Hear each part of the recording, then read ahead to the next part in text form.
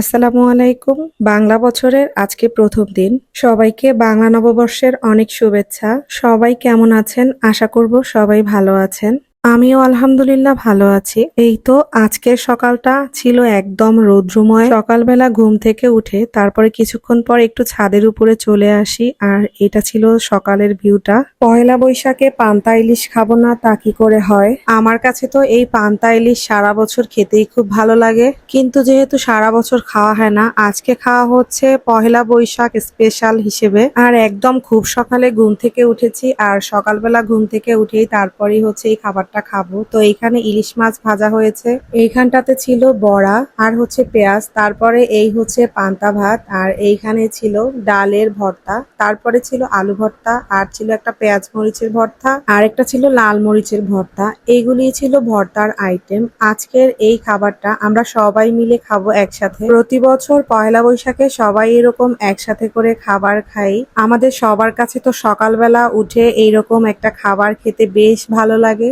আর যেহেতু এখন গরমকাল চলতেছে, সেই জন্য হচ্ছে এই খাবারটা আরো মজা লাগে খেতে। জানি না এভাবে করে একসাথে কতদিন ফ্যামিলির সবাই খেয়ে যেতে পারবো।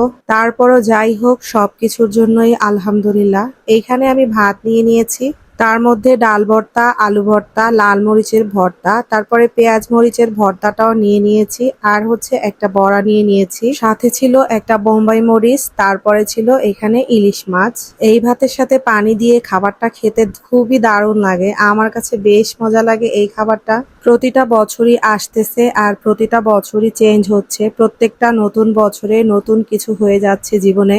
এই যেমন গত বছর ছিল একরকম, আর এই বছরটা হচ্ছে আরেক রকম। আসলে আমরা আগে থেকে কেউই বুঝতে পারি না যে কখন কার কিভাবে কি হয়ে যায়। এখানে আমি ভাতটাকে হচ্ছে মরিচ দিয়ে মেখে নিচ্ছিলাম, তারপরে হচ্ছে খাবো। আর পান্তা ভাত খেতে আমার লবণ লেগে যায়, এমনিতে ভাত খেতে অতটা লবণ আমি একদমই খাই না। এই তো কিছুটা লবণ নিয়ে তারপরে হচ্ছে ভাতটাকে মাখিয়ে এখন আমি ভর্তা দিয়ে খেয়ে নিব। আর এই খাবারটা খেয়ে অনেক তৃপ্তি আসে মনের মধ্যে। শহরের লোকজন অনেকেই আছি যারা হচ্ছে এই খাবারটা আমরা শখ করে খাই এইরকম পয়লা বৈশাখের সময়, কিন্তু এখনো হাজারো মানুষ আছে যারা এই খাবারটাকে তাদের হচ্ছে ক্ষুধার জন্য খেয়ে থাকে। তারা এক একটা জীবন এক এক রকম হয়ে থাকে, তাই না? যেই খাবারটা আমরা শখ করে খাই সেই খাবারটা অনেকে অভাবে পড়েও খেয়ে থাকে।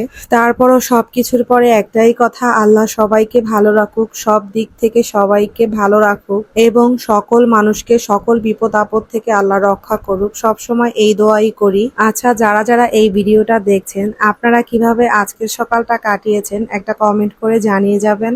আর এখানে অনেকদিন পরে ইলিশ মাছ খাচ্ছি। ইলিশ মাছের ঘ্রাণটা আমার কাছে অনেক মজা লাগতেছিল খেতে।